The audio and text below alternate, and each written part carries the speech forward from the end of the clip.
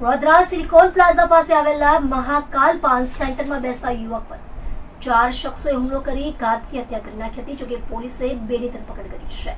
લીંબાયત સજાનંદ સોસાયટીમાં રહેતો મયુર ભગવાન પાટીલ બુધવારે સાંજે 5:15 વાગ્યાના અરસામાં વડોદરા સિલિકોન પ્લાઝા પાસે આવેલા મહાકાલ પાન સેન્ટરમાં બેસેલો હતો. ત્યારે 4 શખ્સો તેની ઉપર હુમલો કરી ઘાતકી હત્યા કરી નાખી હતી. મૃતક યુવાને પણ ચપ્પુથી પ્રતિકાર કરતા હુમલાખોરો પૈકી એક યુવક ઘવાયો હતો.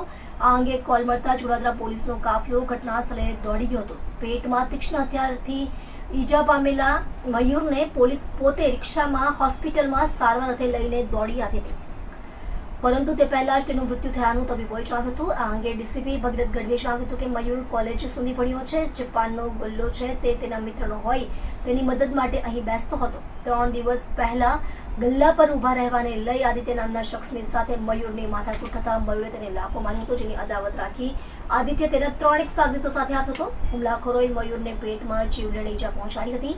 સામે મયુરે પણ ટોળકીના નીતિશ મહોદય નામના હુમલાખોરને ચપ્પુ વડે ઈજા પહોંચાડી છે. વડોદરા પોલીસે આદિત્ય સહિત બેને દબોચી લીધા હતા. ગઈકાલે ગોડાદરા પોલીસ સ્ટેશન વિસ્તારમાં ઠાકોરનગર જે સોસાયટી છે ત્યાં એક મહાકાલ પાન છે. આ મહાકાલ પાન સેન્ટરની અંદર ગઈકાલે હત્યાનો એક બનાવ બન્યો હતો. આ બનાવમાં હકીકત એવું હતું કે મયુર પાટીલ નામનો એક છોકરો ત્યાં હતો, ગલ્લામાં હાજર હતો પાનના ગલ્લે, અને એ દરમિયાન કેટલાક છોકરાઓ આવી અને એના સાથે ઝઘડો કર્યો હતો અને એને ચપ્પુ જેવા તીક્ષ્ણ હથિયારથી એના ઉપર વાર કર્યો અને એની હત્યા નિપજાવી હતી.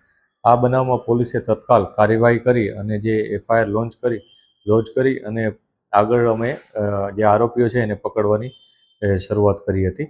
એમાં પ્રાઇમરી ધોરણે અમને જે વિગતો મળી હતી એમાં એક વ્યક્તિ નીતિશ મહંતો ઉર્ફે નીતિશ ચોટલી કરીને છે એ, અને આદિત્યસિંહ સંતોષસિંહ રાજપૂત, પછી એકનું નામ છે રાજા રામ પ્રવેશ મહંતો.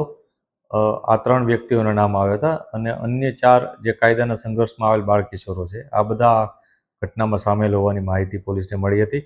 પોલીસે આ તમામ બાબતે તપાસ કરી વેરીફાઈ કર્યું અને જે આમાંથી એક જે નીતિશ ચોટલી છે એને પણ કેટલીક ઈજાઓ થઈ હતી, તો એ હોસ્પિટલાઇઝ હતો.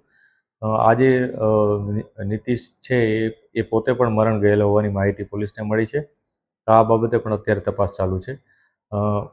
જે અન્ય આરોપીઓ છે એમાંથી 2 વ્યક્તિઓ આદિત્ય સંતોષસિંહ રાજપૂત અને અન્ય એક રાજા રામ પ્રવેશ મહંતો, આ બંનેની પોલીસે ધરપકડ કરી છે.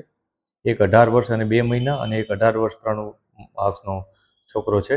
બાકીના 4 છોકરાઓ છે એ કાયદાના સંઘર્ષમાં આવેલ બાળકિશોરો છે, તો એમનો જે નિયમાનુસાર કાર્યવાહી કરવાની હોય એ અમે કરેલ છે. અત્યારે જે પોલીસને પ્રાઇમરી માહિતી છે એ મુજબ આ ઘટનામાં 2 દિવસ અગાઉ આ મયુર પાટીલ અને આદિત્ય સિંહ, આ બંને વચ્ચે આ જ ગલ્લામાં કંઈક ઝઘડો થયો હતો. આ બંને વચ્ચે કંઈક ત્યાં ઊભા રહેવા બાબતે અડચણ થતી હતી, એ બાબતે ઝઘડો થયો હતો.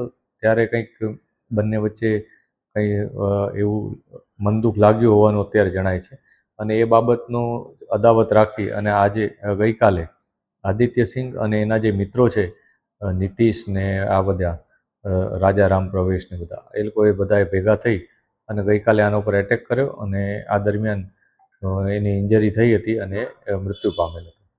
પોલીસે આ જે આરોપીઓ છે એની કાયદેસર ધરપકડ કરી છે. આરોપીનો કોઈ જૂનો ઇતિહાસ હાલ અત્યારે કોઈ ઇન્ફોર્મેશન નથી, અમે તપાસી રહ્યા છીએ, કેમ કે 18 વર્ષ 2 મહિના અને 18 વર્ષ 3 માસના જ એમની એજ છે. એટલે અગાઉ એમના વિરુદ્ધ કોઈ કંઈ બનાવ બન્યો છે, એમના વિરુદ્ધ બન્યો છે અથવા એમના દ્વારા કોઈ ઘટના બની છે, એની તપાસ અત્યારે ચાલુ છે. ઓકે.